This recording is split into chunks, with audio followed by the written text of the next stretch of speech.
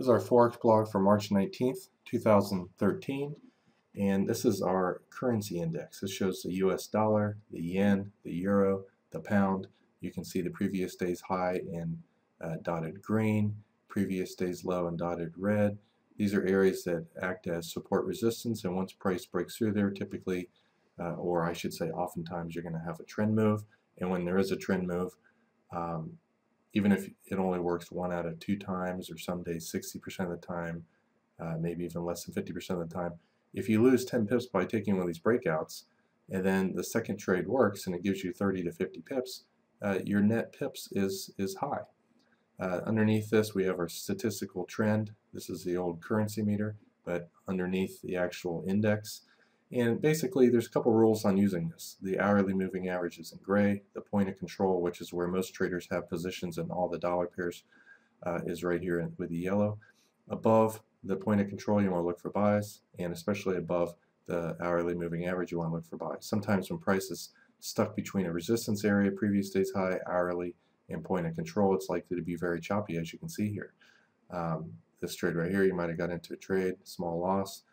Got in here, you probably made money on that. It moved up enough. The third trade, exploded up for 2 hours.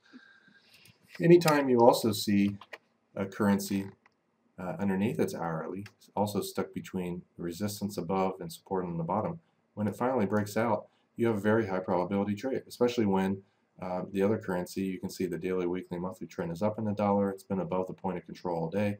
It had 2 opportunities to go below there and it couldn't. When this starts going back up around 12, you can see this one's already falling.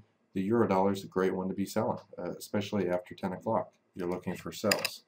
And so you can see on the actual 5-minute chart here, and I mostly use range charts myself, but both the euro and the dollar were chopping around between a support resistance area on the actual individual currency. And once it broke through there, you're looking for sells after 10. Using a range chart, you can see some better opportunities. You might have gone short right here, put your stop a few pips above the high, kind of started to go your way, it's going sideways. You would have moved your stop down and probably lost 5 or 6 pips on that first trade. Once it goes your way a little bit, comes back, makes a slightly lower low and comes back, usually the trade's not going to work. Our methods typically work immediately or they don't work. So you lost 4 or 5 pips there, pulls back up again, you go short once it breaks down here, and very similar type of deal. It kind of goes your way, and then it's coming back up. You're moving your stop down.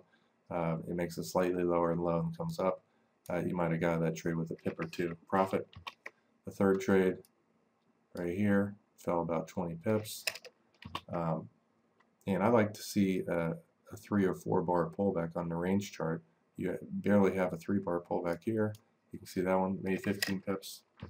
It made a lower low. Anytime it makes a lower low, especially after 11:30 when the euro was falling, the dollar was getting strong, this last trade is a pretty high probability.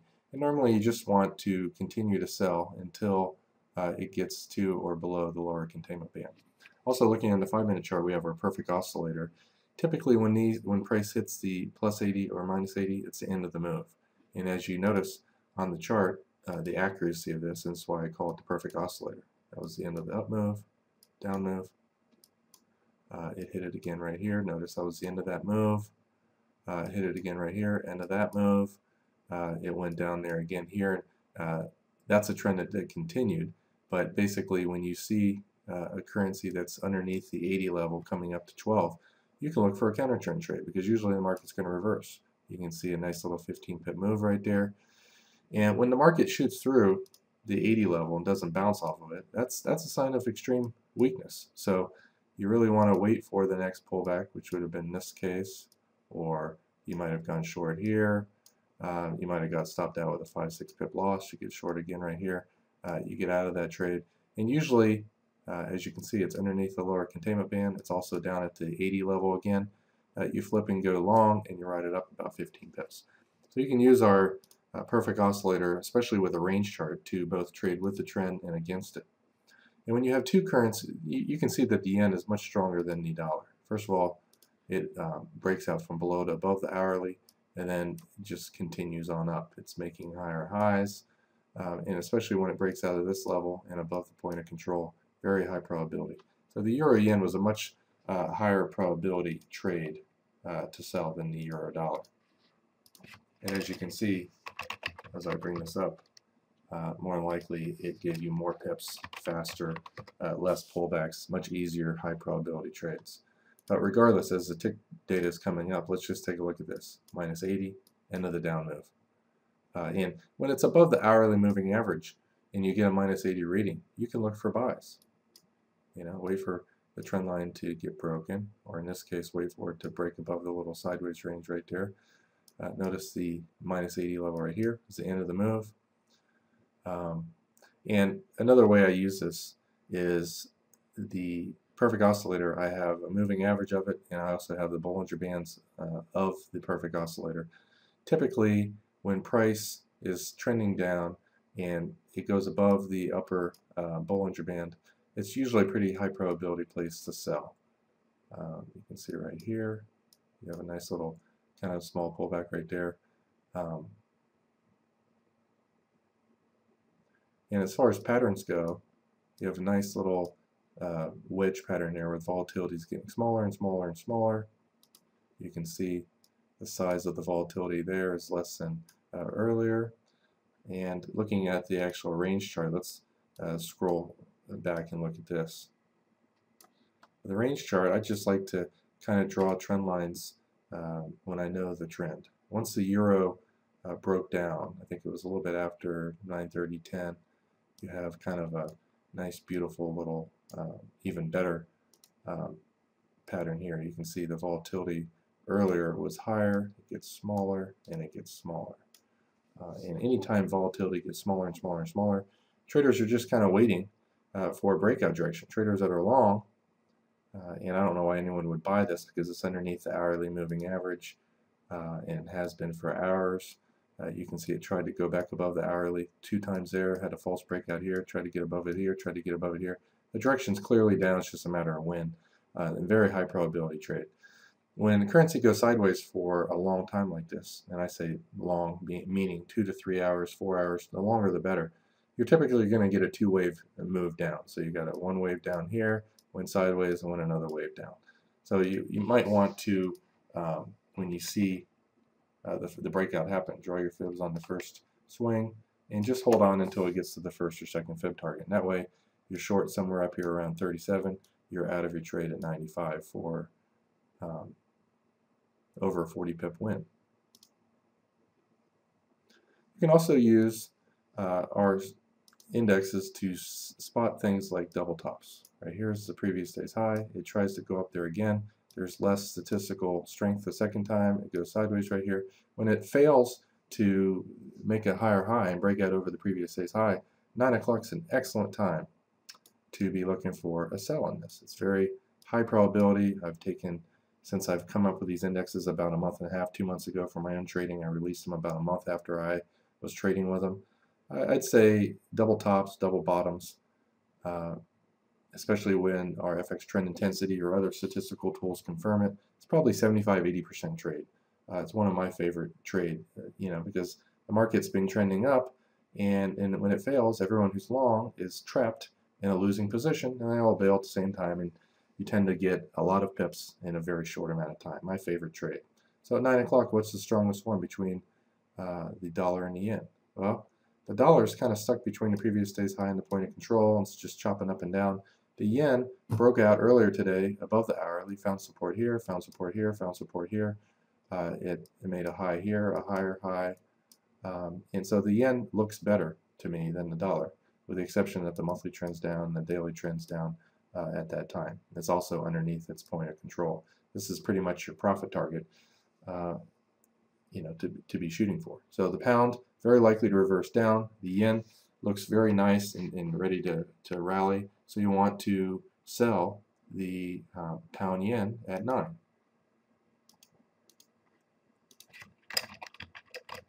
And that's how pretty much easy this tool is to use. Let's look at this chart itself. Last night it made a high. It wasn't able to break above it. You have a nice little trend line up right here as well, coming up to 9 o'clock. The perfect oscillator also happened to be at an extreme level, and it's just a very high probability trade. Once it breaks from above to below the hourly, after you got that clear reversal pattern on the pound on the index chart, once it breaks its hourly and goes sideways right here, this is a retest. A lot of times when currencies break support levels, they will kind of either hover there or come back to it and retest it. So again, let me just draw what a retest is. When the hourly moving average gets broken and price comes back up to it and can't get above it, when it breaks right here, very high probability trade. And of course you want to draw your fibs on there to get an idea of what your profit target is. And if the market's super weak, it's going to shoot through the first one. Typically I'll exit the whole trade at the 1.618. So we've been out of this somewhere around 55, short this at 01. That's a 45 plus pip move. And you can clearly see that it's trending down, and so you're looking for a pullback after that. Let's put the pound yen on the bottom. As price works its way up to the upper Bollinger Band, this is when you want to start looking for a sell. It's usually best to wait for the price or the perfect oscillator hit the upper band before you look for a sell. So somewhere around 11:15, 11:20 is a good time. So let's scroll this back and look at that. 11:15.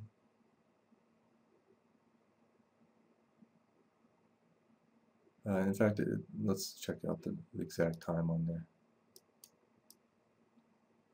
Okay, it's closer to 11:30. I was wrong by my estimation of time. So here's 11:30. You have a nice little pullback right here. You go short when it breaks down. Again, it went your way, then came back. I'm going to move my stop down a few pips underneath here. Comes down again. I don't know if this trade's going to work.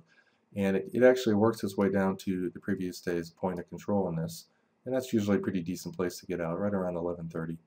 Or not 11:30, 11:40.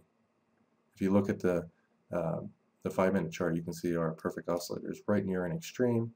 So why not get out? Wait for another pullback.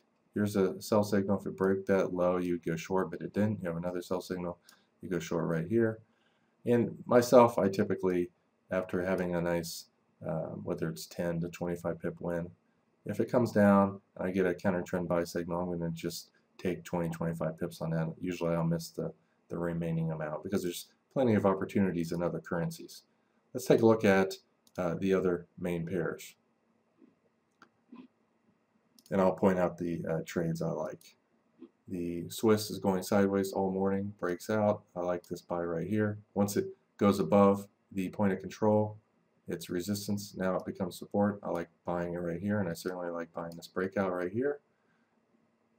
Same thing on the opposite side. When it came down to the hourly, couldn't and broke through it, went sideways. When it breaks this low right here, I like that sell as well. Then the New Zealand right here, it's going sideways, tries to go lower, comes back above the hourly, fails. This is a pretty decent place. Can't get above the hourly. This is a decent place.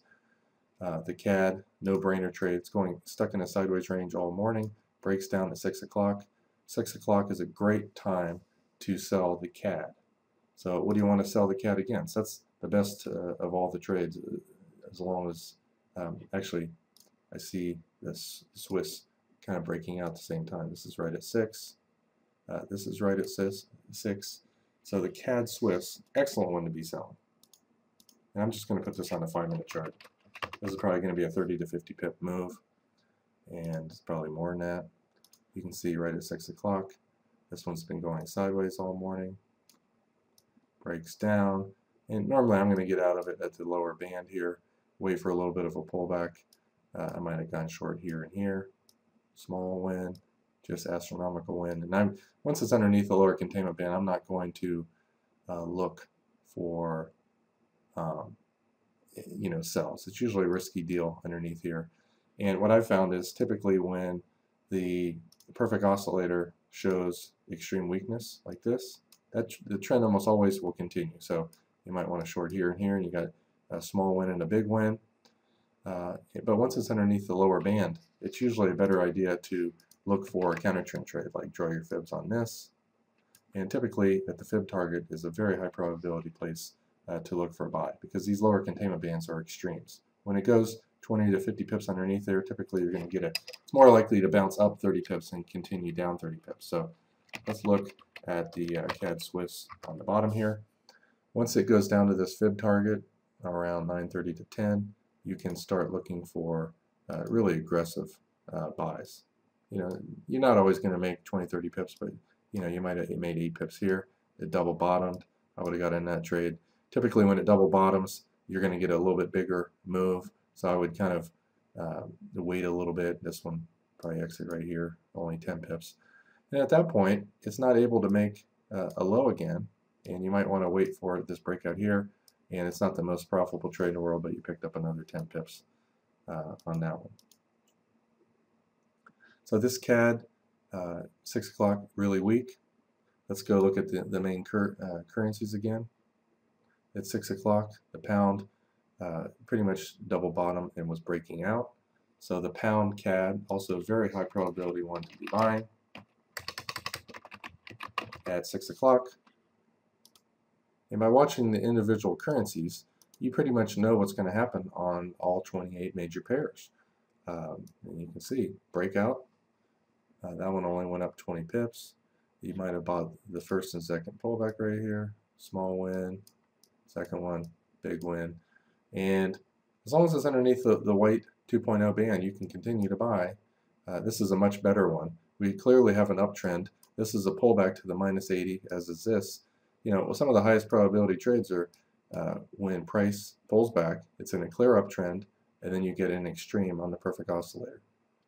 Here and here. Two high probability trades, and you can see the first one went up 20, 40, 60 pips or so. Second one, maybe you made 10 or 12. That's it. All right. Well, that's how you use these tools. Pretty simple. Use all kinds of patterns, trend lines, breaks. Let's go over trend line breaks too. Very high probability, especially when a currency's been trending up all day. This one's kind of going up at a smooth pace. You have the euro trending down right here, and it doesn't have to totally cover all aspects of it. I'm just drawing this on here. Once it found support at the previous day's low and it broke that trend line, at 2 o'clock you're looking possibly for bounces on the upside here.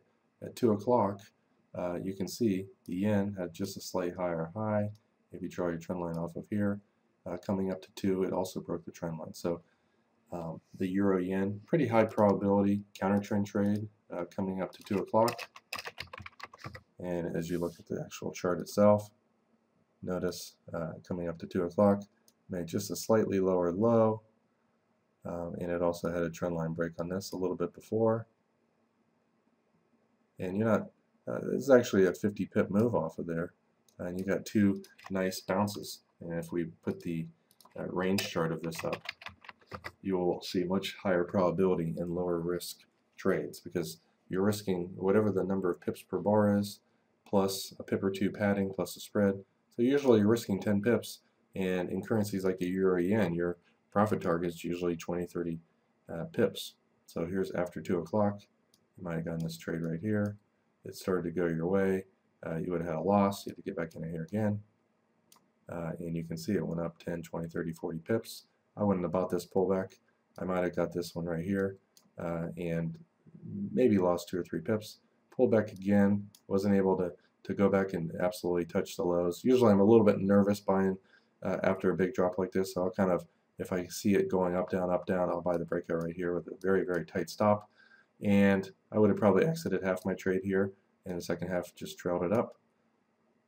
Notice on the 5-minute chart, it's above the 80 level. So when you're watching this, and you know it's above the 80 level here, you're basically putting your stop underneath the previous bar's low on the range chart. But what a huge trade. I would have got out of half with 10, 20, 30 pips, and the other half with 40, 50, 55 pips. Very gigantic trade using trend lines to predict reversals on the actual individual currency indexes. Just doesn't get any easier than this.